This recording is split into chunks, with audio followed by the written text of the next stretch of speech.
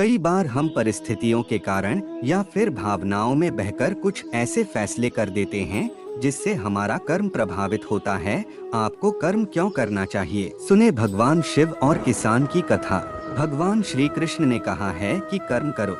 हम सभी व्यक्ति को अपना काम बड़ी निष्ठा और नेक स्वार्थ भावना से करनी चाहिए। गीता में भी भगवान श्री कृष्ण ने कहा है कि कर्म करो, लेकिन फल की चिंता मत करो, क्योंकि कर्म करना ही व्यक्ति के अधिकार में है, उसका फल नहीं। कई बार हम परिस्थितियों के कारण या फिर भावनाओं में बहकर कुछ ऐसे फैसले कर देते हैं जिससे हमारा कर्म प्रभावित होता है।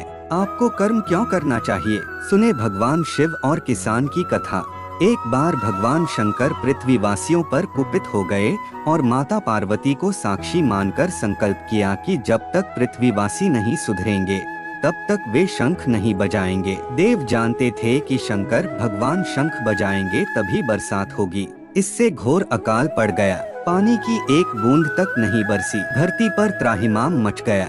ऐसे में एक दिन भगवान शंकर पार्वती आकाश में विचरण कर रहे थे तो उन्होंने एक अजीब दृश्य देखा कि एक किसान भरी दोपहरी में चिलचिलाती धूप में खेत की जुताई कर रहा है। पसीने में नहाया मगर अपनी धुन में बहुत मगन। जमीन पत्थर की तरह सख्त हो गई थी, फिर भी वह जी जोड़ मेहनत कर रहा था। उसकी आंखों में आत्मविश्वास था और उसके पसीने की बूंदों से उम्मीद टपक रही थी। भोलेनाथ व पार्वती बदले हुए वेश में आकाश से नीचे उतरे और उससे कहा, अरे भाई, तू क्यों बेकार कष्ट उठा रहा है? सूखी बंजर धरती में केवल पसीने बहाने से ही खेती नहीं होती। किसान ने हल चलाते चलाते ही जवाब दिया, हाँ बिल्कुल ठीक कह रहे हैं श्रीमान, मगर हल चलने का गुण भूल न जाऊं, इसलिए मैं हर साल पूरी लगन के साथ जुताई करता हूँ। जुताई करना भूल गया तो केवल वर्षा से खेती हो सकेगी क्या? मेहनत का अपना ही परम आनंद है। मैं लोभ के लिए खेती नहीं करता।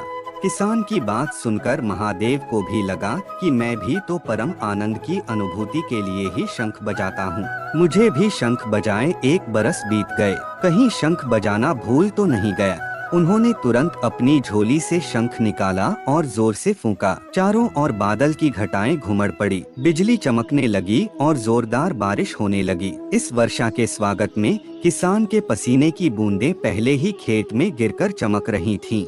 कथा का सार, हमारा जो काम है उसे अपनी पूरी निष्ठा से बिना किसी लोभ लालच के करना चाहिए, इसी में परम सुख है।